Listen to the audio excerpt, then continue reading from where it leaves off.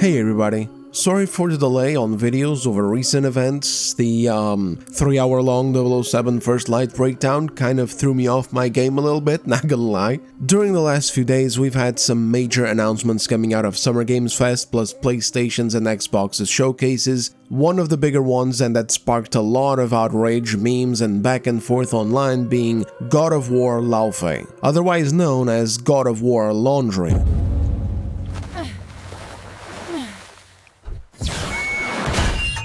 Your soiled garments within me! A main entry into the God of War franchise that is potentially set between God of War 2018 and God of War Ragnarok, with maybe also running alongside the events of Ragnarok. The game is set in a place called wOmEn, supposedly the afterlife of the gods, and there's a chance that the developers are going to use time dilation nonsense as an excuse to move the plot forward and connect it to other events going on in that other game. Basically, to put in whatever the hell they want and use time dilation as a justification. A big reason for the controversy surrounding the game is because in this God of War game you don't actually play as the God of War, you play as his second wife, Faye. For some reason, the developers thought that if there was ever a side character that needed more fleshing out within the God of War universe, this was it. So of course, because the gender of the character in the controversy is female, despite the issues with the game being so much more than this, discourse has gone to hell with the usual morons coming out to shut down any semblance of a discussion by making the matter about misogyny and other disingenuous garbage. So today we're gonna sift through all that garbage and really get at the core of the issue. So yeah, sit back, relax, and subscribe for a return of regularly scheduled content.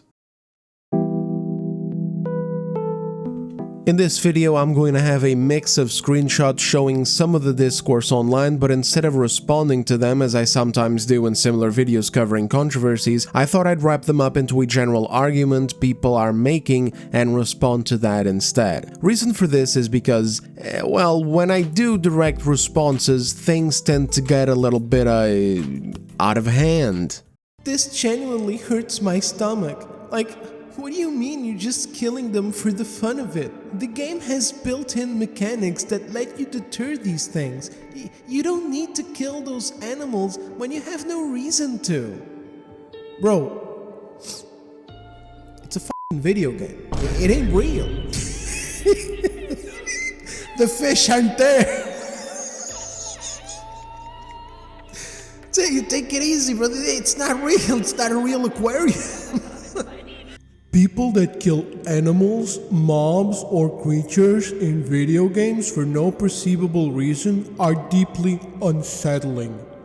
Yeah, no, I'm not even going to read the rest of this nonsense. You are gargantually retarded. Seek help. Like, I don't know, check yourself into an asylum or something. I'm gonna start assuming anyone with this mod is either white or colonizer descendant. Fair enough. I'm gonna start assuming that anyone who says this type of shit should get institutionalized. One of the girls from the event even said that they don't have money for that. They live in Tunisia, you know. Let's go on Google Earth real fast, real quick. Let's have a look at Tunisia. Okay, here we go.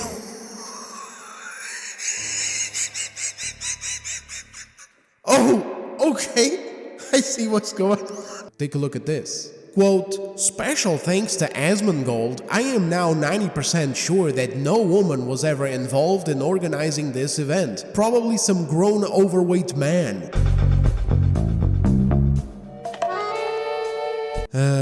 What are you guys drinking? Piss? Earnings from Bungie's title portfolio did not reach our expectations, so we downwardly revised our business plan and impaired the full amount of the fixed assets related to Bungie except for goodwill.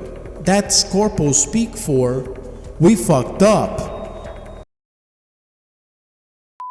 So yeah, I mean, you know, I know you guys enjoy this sort of thing, and don't worry, I won't stop making them, but I thought I'd return a bit to my roots of doing this format when discussing more serious issues such as this. Don't worry though, this will be sort of a two-parter video. The next one will be coming out very soon after this one. It'll go into another issue surrounding this Laufey game and it will have responses, so there you go. So of course the first misdirected pile of drivel aimed at the backlash to God of War Laufey is that gamers are either afraid of playing as a woman in big 2026 or, you know, they just hate women. Because of course, that immediately has to be it. It couldn't be anything to do with the context of the thing. It couldn't even be related to how ridiculous the game looks with Reddit-ass dialogue that looks like it was worked on by the same people who worked on Forspoken and gave us this banger. Okay, so let me get this straight. I'm somewhere that's not what I would call Earth. I'm seeing freaking dragons, and oh yeah, I'm talking to a fucking cuff! Fan brace. Which, in the case of Laufey, has you talking to a jelly cube and the ribbon on a sword. I think they're gone. Just be careful. Fresh air. Oh, you're different. You're a cube. Talking. You know what? It doesn't matter. How do we get out of here? Yeah, we've tried. There's no way out. And you're a talking sword. I'm not the sword. I'm the ribbons, obviously. And my name is Rue. The cube is Frank. I'm Faye. There has to be a way out of here. Ugh. I'm the ribbons, obviously. Also, my name is Ro, and this is Frank. I mean, are you fucking serious right now? This is a God of War game, or at least it's supposed to be a God of War game, but the problem with old IPs like this one is that there's two kinds of people left working on them. Number one, new people who just came into God of War as it is now, so they don't even know or care or have experience with the history of the franchise, which is the case for the lead writer and the narrative director for Laufey. There are two new leads whose first experiences were God of War 2018. My name is Jimmy Myers. I'm the narrative director on God of War Laufey. My name is Elise Morgan, and I am the lead writer on God of War Laufey. My first experience with God of War was playing 2018. I started my first God of War game with 2018 as well, and I actually joined the studio while they were working on Ragnarok, so... It's over. We are screwed. And number two, old people who grew out of God of War as it was. People who don't like it anymore or got tired of what it actually is as a franchise, and so they want to change it and pretend like it's actually growth. You know, like, no, tourists, the franchise is growing, okay? It's not for edgy teenagers anymore. God of War grew alongside its creators and fans. So in other words, if you, like as a fan of Need for Speed Underground 2, are hankering for a sequel that returns to the roots of Underground, and that hits those perfect notes again with great cars that you can tune out to the sound of some fantastic rock, rap, and electronic music tracks, while making it look like a ride that belongs in early Fast and Furious movies, you can't have that anymore. Because instead, since the developers and the franchise grew alongside you, you can't have that. It's not for you anymore. So instead, the new Need for Speed Underground 3 is you taking the fucking subway to work so you can save up on gas, and then maybe your wife will allow you to drive the economy class minivan on the weekend to go visit her parents in the countryside.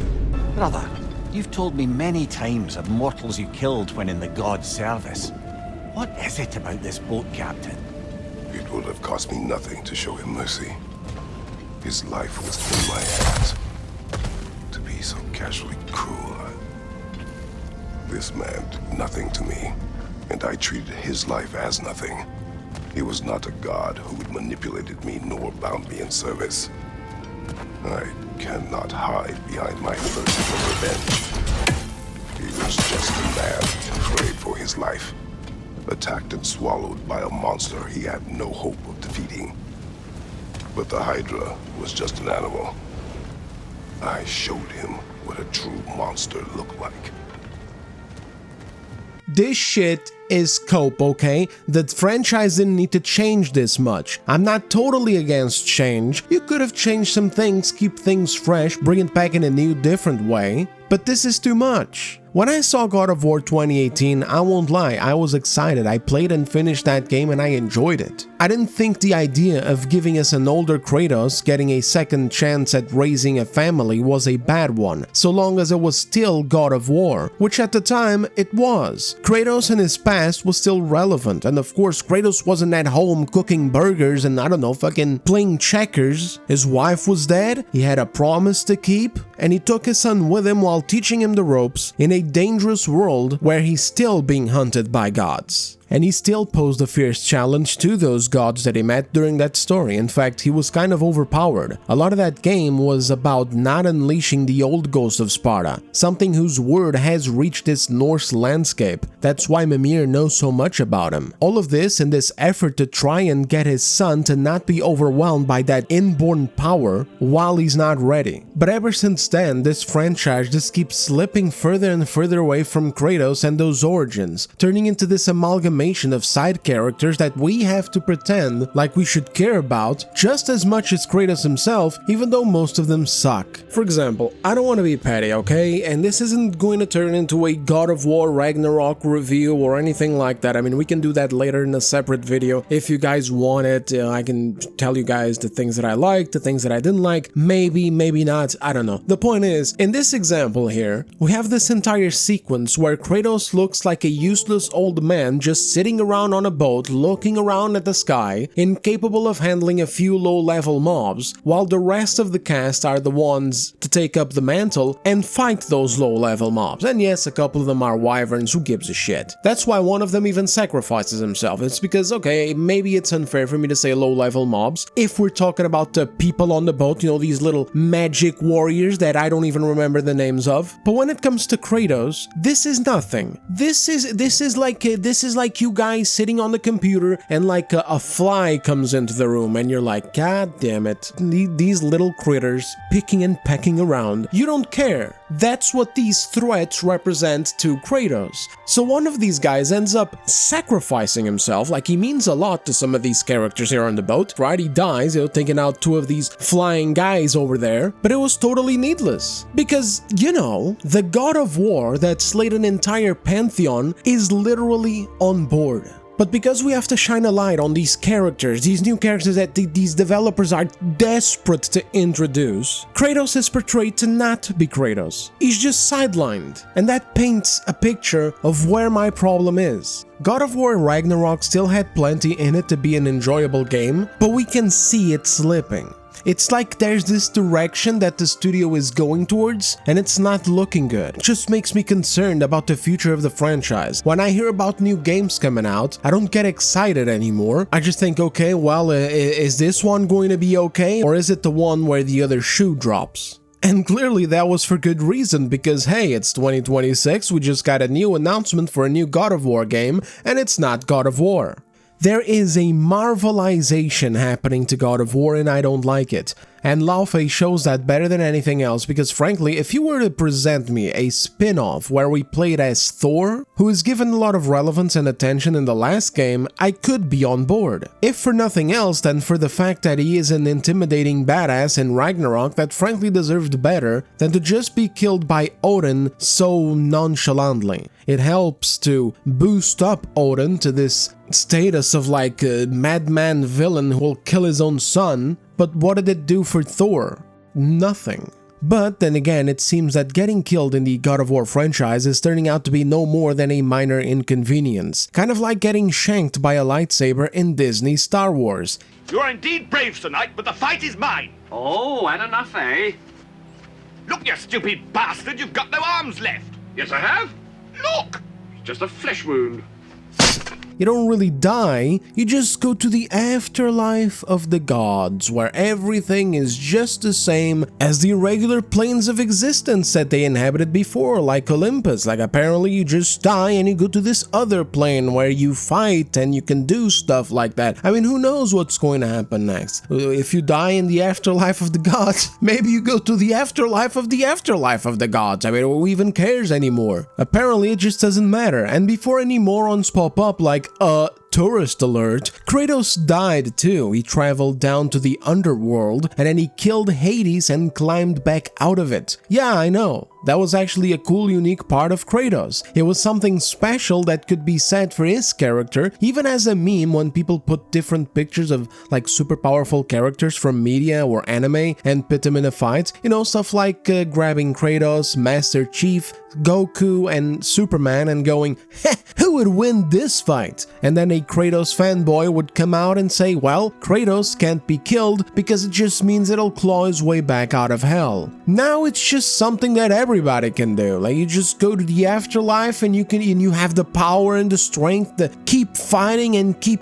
doing weird machinations to maybe try and reach out to the real world. I mean, who knows what kind of crap we're going to see in this game. Kratos' strength, you know, his brute force was in general a very important part of his mysterious nature. It was this incalculable force that had you get into a seemingly impossible fight where the player would think, oh, that's it, he's outmatched. I mean, how are we gonna defeat this guy? He's a giant. And then somehow, Kratos would get the job done anyway because of his mix between raw, insane strength and a Spartan-like affinity for tactics and, well, killing. Not war tactics, of course, although he also had that prowess when he was just a general, but his ability to find creative ways and deliver fatal blows to creatures that are 2, 3, 10, fuck, even 50 times his size. That shit was Kratos in a nutshell. His strength was very, very important. It was a very specific characteristic that belongs to him. And now, not even that belongs to him anymore, because according to the people making God of War Laufey, his wife is just as strong as he is. I love how acrobatic Faye is. You know, I think the Kratos gameplay is so fantastic because he's such a heavy hitter and he has that brute force. And Faye is just as strong and just as good a warrior, but her gameplay is spinning and whipping and flipping and it's in the air, and that we can show that there are so many ways to be a warrior. We had a good thing, you stupid son of a bitch. We had a lab. We had everything we needed. It all ran like clockwork. You could have shut your mouth, cooked, and made as much money as you ever needed. It was perfect. But no, you just had to blow it up. You and your pride and your ego. You just had to be the man. If you'd done your job, known your place, we'd all be fine right now. And so at the end of the day, we just end up in this ridiculous situation where we're being called tourists for some arbitrary reason or another by actual tourists. It's like, you don't know his wife, you didn't play the games, you're a tourist, you didn't play God of War and God of War Ragnarok, you didn't play these games, because clearly if you did, you'd know that, you know, how important his wife is, and you'd know that he had a wife. It's like, first of all, that's his second wife, that's not his wife, that's his second wife. And third of all, did you play the original games? Do you know what these games were actually like? Do you know what this character actually is like? Like, I feel like there's this new wave of God of War fan that thinks Kratos is just really, really strong. You know, he's a god, he's really, really strong. No, brother. Kratos isn't just really, really strong. He is fucking unbelievably strong. He is limit-breaking strong. His strength and his rage are all that he has. He can't fucking fly, he can't shoot thunder out of his dick, he can't spit out flames, okay? But that's actually, yes, he can fly. Yes, he can fly because he ripped Icarus's wings off of his back. But that never lasts. All of these little temporary things that he gets because he ripped them off of some other god. And then they go away. That's why in God of War 2018, it's not a retcon that he doesn't have the wings anymore. It's just Kratos being back to his original self. It's his strength and his rage that got him to accomplish everything that he accomplished, and every time it was unexpected. It was like, there's no way that you can kill Ares, and then he finds a way to kill Ares. There's no way that you can kill Poseidon, and then he finds a way to kill Poseidon. There's no way that he can kill a Titan, and then he can kill a Titan. There's no goddamn way that he can kill Zeus, though, and goddamn it, he finds a way to kill Zeus anyway, because there's just this insane power within him that feels like has no limit. And now it's just like, oh yeah, no, she's just as strong as he is, actually. Oh, really? Oh, okay. And that's without mentioning how, again, those two developers, you know, the people working on the story of this game, only joined in God of War 2018. So it's like, okay, you're calling us tourists, but the developers of the game only joined the series in 2018.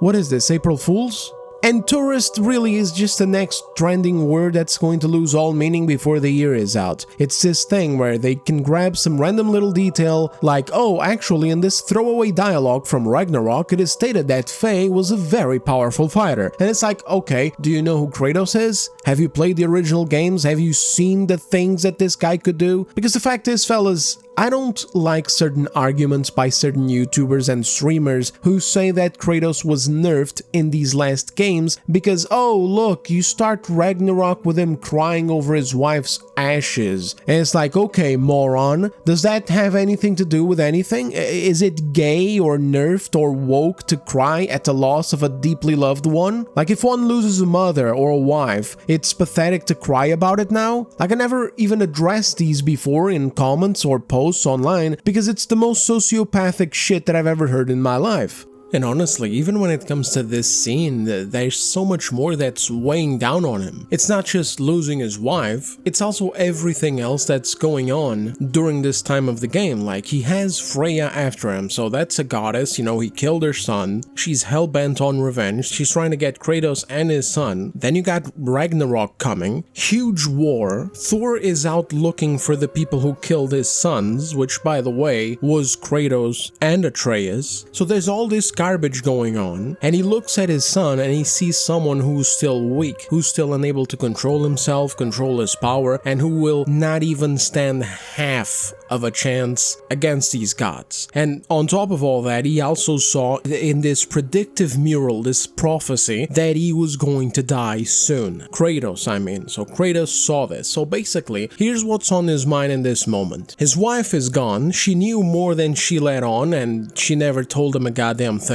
He misses her because he's fucking, you know, I was gonna say he's human, he's not human, but you guys get my point here, right? His son is being hunted by like 5 different gods, a huge war is about to erupt, he's going to die, he saw his death in the mural, and his goddamn son is still too weak, untrained, and erratic to be able to have a chance of surviving all of this garbage. I think he's got an excuse to be somber and maybe let off a tear or two, which we actually don't even get to see. Like, as far as problems go, I think this guy has an excuse to be feeling down, huh?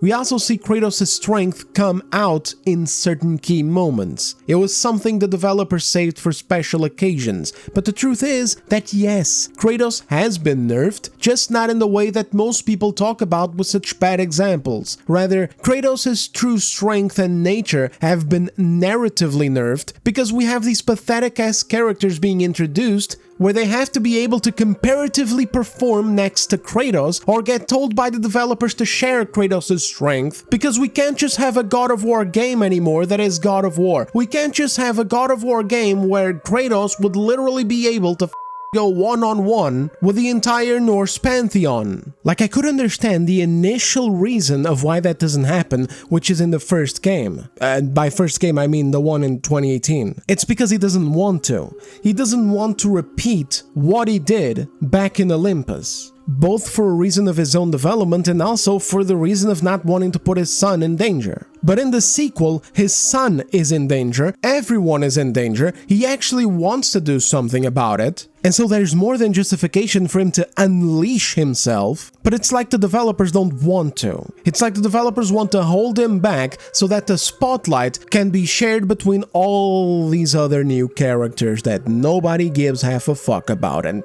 yo, trust me, there's some of them that I like. I liked Brock and Sindri. I don't like the new Sindri. I don't like that thing they did at the end where it's like like he's mad that his brother died and now suddenly he's all powerful, he's able to do some really crazy wacky shit. It's almost like he's being played up to be a future threat, and it's like, come on man, give me a break, this isn't a threat, this is Sindri for goodness sake. But I do like both Brok and Sindri. Brok sadly is gone now, it is what it is, but there's so many more characters that were introduced in Ragnarok and that I just don't care. They don't matter, I don't even remember their goddamn names anymore. I urge anyone who never played these older games to do so. The earlier ones are harder to find because they didn't get remastered or re-released. There's a remake happening right now or something. I don't know if they're going to change that too, so just go for the originals. Only the third one is available easily on PS4. It's the God of War 3 remaster. But I urge you guys to try either via the PS Now service, try to stream them, although to be fair, it's so expensive, the goddamn service, to do that. So if you can't do that or you don't have a PlayStation, maybe go for emulation or something. Or if everything fails, then just go for God of War 3 Remaster. I mean, it kind of sucks to jump in only at the third game, but it still serves as a great example to give you guys an idea of what Kratos' raw power is like and what those games were all about. Again, I was on board in 2018 because what that game set up did not mean that we would increasingly lose Kratos' identity in future games. But sadly, that's exactly what's happening. The identity of the very franchise is at question. What I was going to say before I kind of lost track here was, if we were to have an expanded universe with some spin-offs, it would be characters like goddamn Thor or Hercules from the third game, or Kratos' lost brother. And it wouldn't be being made by the same damn studio, because that's another problem with this. This is like supposedly a spin-off, but it's not a spin-off, it's a mainline game, they said it themselves. And the problem is that it's Santa Monica doing it. So basically, as a God of War player, here's what you've done to me here, right? So right now, we've had God of War 2018 in 2018. The sequel to that, the second game, was God of War Ragnarok in 2022. Now it's 2026, 4 years later, and we have Laufey announced to come out next year or so. The next and final chapter in this little trilogy or whatever it is that they're doing with Kratos' story is now pushed forward to like 2030 or 2031 or more, and it ain't even going to be playable on the PS5, right? It's probably going to be on the PS6. So basically, what you've done to us as God of War enjoyers is you've taken Kratos and you put him behind like a 8-year wait time and an $800, $900, maybe $1,000 console purchase for us to be able to, play the actual sequel. This is why this whole cope that this is, oh, it's just a spin-off. What's your problem? Let spin-offs exist. Spin-offs should be spin-offs, by studios that are spinning the franchise off, not mainline entries from the studio that put a stop to the actual mainline games continuing the main story. Otherwise, the excuse doesn't work. I'm sorry for rambling here, fellas. The context here is some people have been saying, they're replacing Kratos with his wife. Classic Sony, etc, etc. And so the excuse is, no they're not, this is just a new game, like a spin-off, Kratos' story will still continue. But realistically, yes, they're doing exactly that, because now, instead of continuing Kratos' story, right now, with a 2026 or 2027 release, we're getting shafted with Laufey and made to wait God knows how many more years for the continuation of Kratos on a future console generation, and no one can convince me that it isn't deliberate, because these developers work in the games industry. They know how long it takes to put a game out, so they know the consequences of this decision, and what they're counting on isn't that the Kratos players sideline this and wait patiently. Hell no, they want to make sales. They need them. They're counting on us just accepting this as the next mainline entry in the overarching story. And I'm sorry, big dog, but I just don't.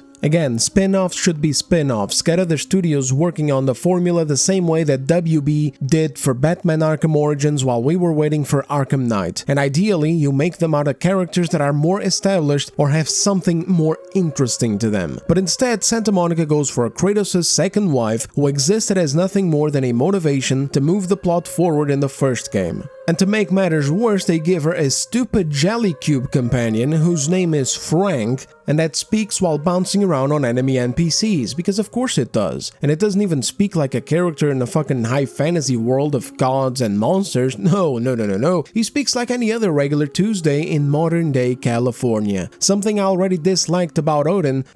How does peace strike, the esteemed, retired God of War. How about we just don't kill each other? How about you stay home, kick up your feet, seek no quarrel with me, and I'll have none with you. Tyr's old ways are dead. He is dead. You understand? And then that's it. Then we're square. Shit, I'll even sweeten the deal. I'll let you keep the prisoner that I know you stole.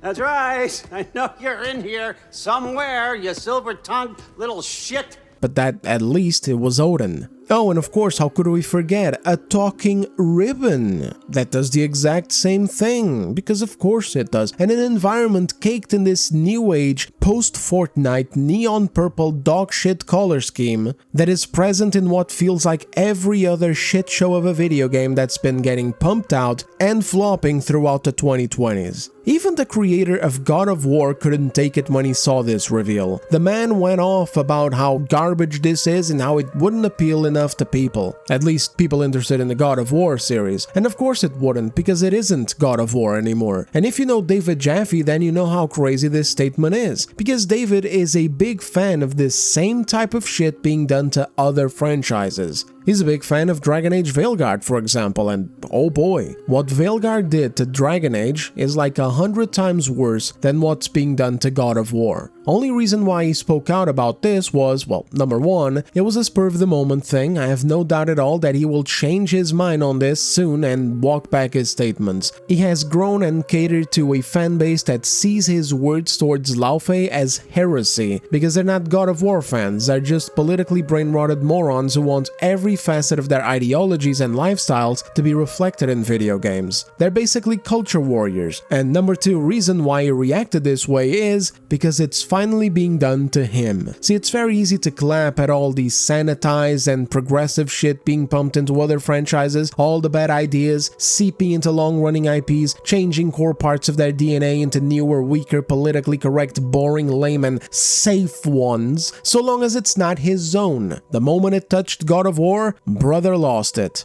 So no, I don't hold much respect for David Jaffe. I mean, I don't hate the guy either, like I'm not unhinged. Dude has the right to think and feel whatever he thinks and feels, and has the right to have a platform, same as any one of us. But in this case, it's just absolutely correct. Not because he's saying something that I agree with, but because he's speaking to a larger problem going on across other franchises within PlayStation and beyond. This absolute neglect of the fan bases that built their franchises into what they are today. The people who went out of their way on day one and put down $60, $70, etc. to buy these games. The people who got the merch. The people who shouted back during that presentation in 2016 or 2017 when the new God of War was unveiled, God of War 2018, when they saw Kratos again after years of nothing and they shouted in excitement. They don't give a shit about these people anymore, either out of sheer spite for them or out of this disrespectful belief that they're morons who will buy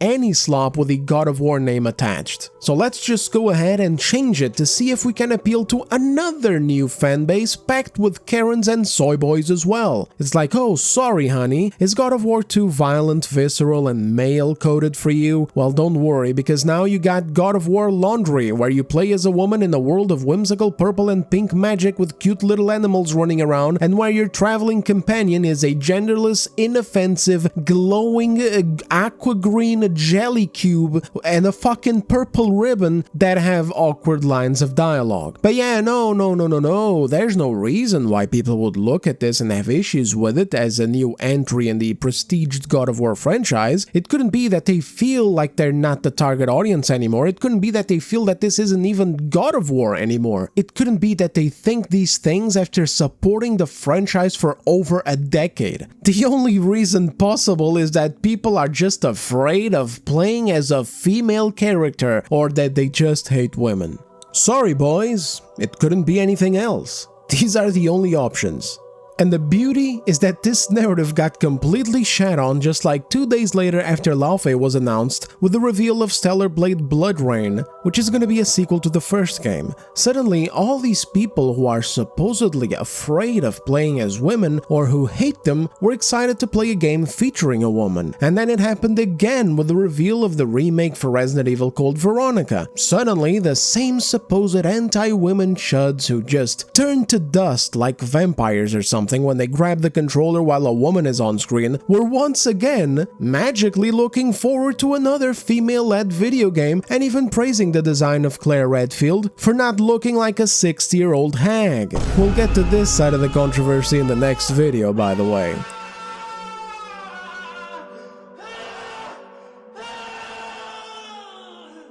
And to be fair, it had already been proven to be bullshit before the Laufey announcement when people saw some more of the new Tomb Raider reboot, which is also a game that people are on board with. It's almost like these excuses are a crock of shit from disingenuous dumbasses who don't know what they're talking about, can't engage with the arguments on the table, can't defend their positions, can't even defend the existence of this game in its own merit, and so they resort to just making up the most fancifully stupid things any actual gamer has ever heard of, because playable female characters in beloved franchises have existed for decades.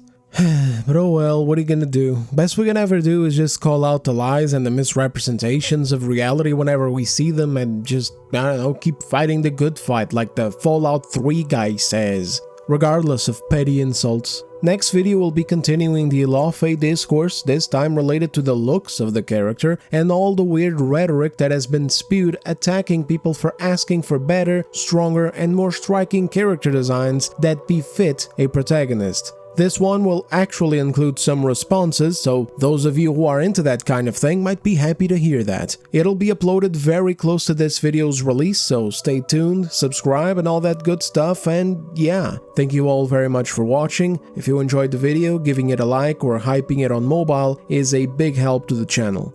Thanks again, I'll see you on the next one, and take care.